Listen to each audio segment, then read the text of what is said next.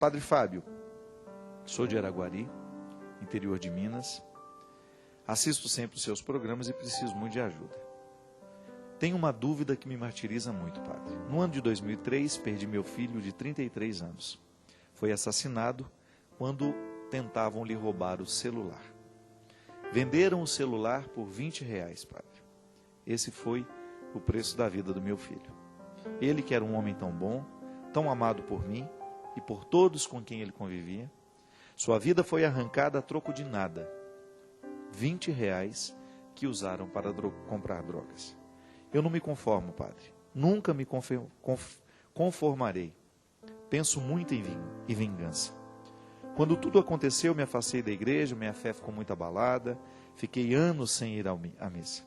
Agora, com a graça de Deus e de Maria, vou à missa, assisto os programas do Senhor, alguns programas da Canção Nova, mas mesmo assim ainda não encontrei a paz que eu tanto preciso. Estou com uma dúvida e preciso de sua ajuda para respondê-la. Se Jesus sofreu tanto para salvar a vida de todos os pecadores, essa pessoa que fez isso com meu filho, que mudou a minha vida, vai ser salva, padre? Esse assassino vai ser perdoado? E eu, padre Fábio? E eu? E o meu sofrimento de mãe, que perdeu o filho, onde fica? Me ajude a acabar com essa dúvida, padre. Me ajude a tirar isso de dentro do meu coração. Minha filha, nós não temos como arrancar de dentro de nós nenhum sentimento negativo se antes a gente não se reconciliar com as situações que o geram. O desconforto da alma da senhora não é por acaso.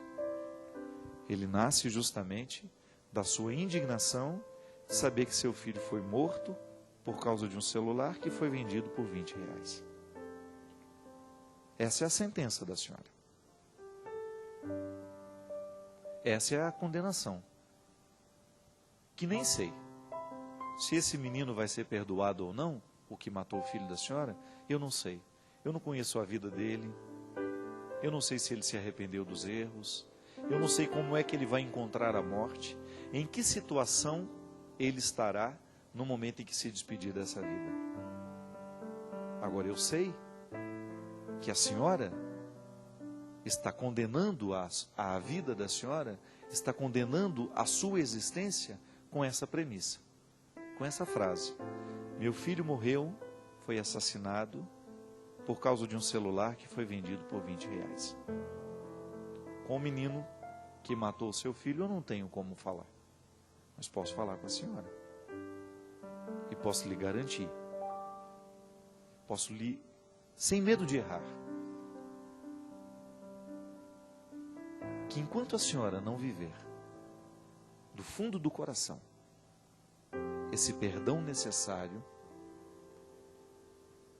a senhora não vai conseguir acreditar em nada, a senhora não vai conseguir encontrar paz em lugar nenhum, porque nenhuma paz é possível enquanto o nosso coração estiver pesado de ódio. Eu sei que não é fácil, e Jesus também precisou viver isso na vida dele, não foi fácil para ele. Só que Jesus era sábio, e ele sabia muito bem que mesmo naquela cruz, mesmo vivendo o auge do sofrimento injustamente provocado pelos outros, ele precisava perdoar. Porque Jesus sabia que o perdão é a fonte de muitas virtudes. Quando nós conseguimos perdoar, e eu vou dizer uma coisa para a senhora, não é só o rapaz que a senhora precisa perdoar, o que matou o filho da senhora. A senhora precisa perdoar a vida, a senhora precisa perdoar o acontecimento, a senhora precisa perdoar todo o contexto em que o filho da senhora estava situado no momento em que ele foi morto. Porque essa culpa que a senhora conhece e reconhece naquele assassino não está só nele.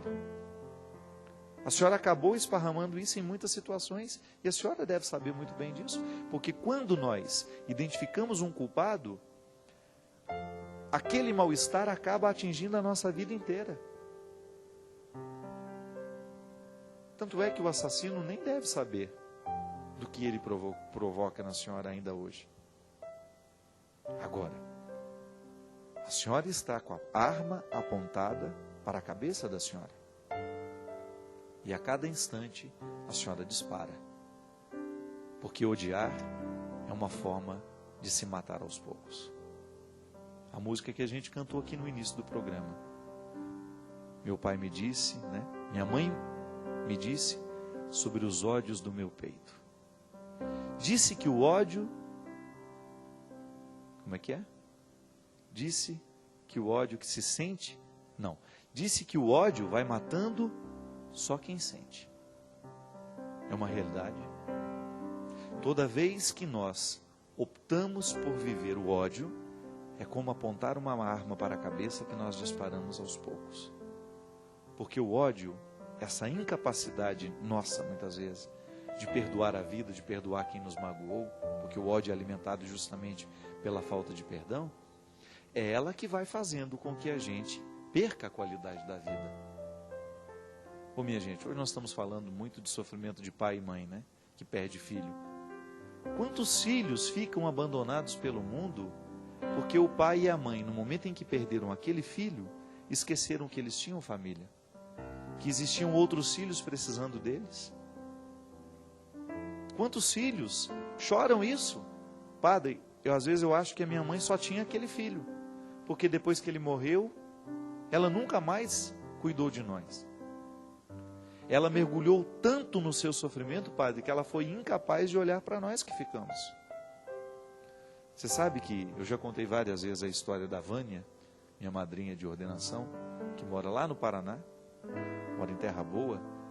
A Vânia, quando perdeu o Gustavo, que era o filho mais velho dela e do Caião, menino cheio de vida, estava indo de férias, passar férias no Mato Grosso. Aquele menino bonito, cheio de vida, que ela se despediu ali de manhã, à noite estava morto. Eu me recordo que o Alessim e a Thaís e o próprio marido, Caião, foram fatores determinantes para que a Vânia reencontrasse o sentido da vida. E esta foi uma sabedoria que nasceu da própria experiência cristã que ela vive, que a Vânia é uma mulher cristã. Ela é apaixonada por Jesus. Eu vi de perto o seu envolvimento com o cristianismo. É fundamental ali. Não é só uma mochila que leva nas costas. Ela acredita em Deus. E Deus mudou a vida dela. Mas não mudou somente... aquele momento de dor foi o momento em que ela pôde trazer para fora o que Deus já havia mudado dentro dela. Foi olhando para a Thaís que ficou, para o Alessim que ficaram, para os dois, que ela descobriu. Gustavo morreu, eu sofro muito, sinto muito, mas os meus 2 filhos precisam de mim. E essa é a maneira heróica que a mãe tem de organizar o próprio luto assim, amando os que ficaram. Porque o luto é traiçoeiro. Se a gente não cuida, por causa do ódio que a gente sente de ter perdido aquele filho, a gente esquece os que ficaram. E aí a gente acaba cometendo uma injustiça com o marido, com os filhos, com os amigos, com os irmãos. Por quê? Porque a gente se fecha no nosso sofrimento, a gente não faz um movimento de saída, e aí a gente acaba prejudicando a nossa vida e a vida dos outros. Por isso, minha filha, que toda vez que a senhora odeia esse criminoso, toda vez que a senhora fica remoendo dentro da senhora, o fato é como se a senhora estivesse apontando a arma para a sua cabeça e para a cabeça daqueles que estão ao lado da senhora. Eu não sei se a senhora tem outros filhos, mas eu, particularmente, digo, como filho da dona Ana, que todas as vezes em que eu precisei conviver com a minha mãe, no momento dos seus ódios, ela era menos mãe minha. Por quê? Porque alguém que está ocupado de ódios não pode ser mãe inteira. Por isso, minha senhora, não perca mais tempo com seus ódios. Jogue fora. A senhora não precisa mais ver não precisa mais trazer dentro do coração o ódio que o assassino provoca. A senhora pode escolher a leveza. A senhora pode escolher hoje o perdão. E o perdão é uma palavra realmente capaz de nos libertar. Eu não quero. Devolvo esse lixo, é seu. Né?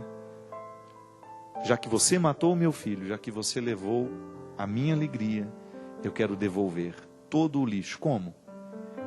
Limpando o coração, não permitindo mais que ele seja depósito de tantas coisas mesquinhas.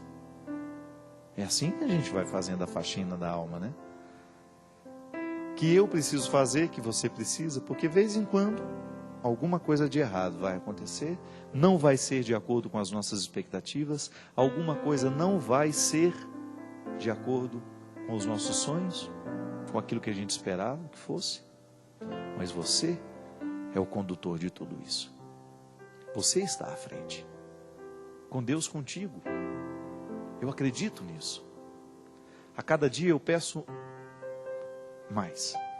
Senhor, esteja tão presente em mim, mas tão presente que eu já não saiba nem mais me diferenciar de Ti.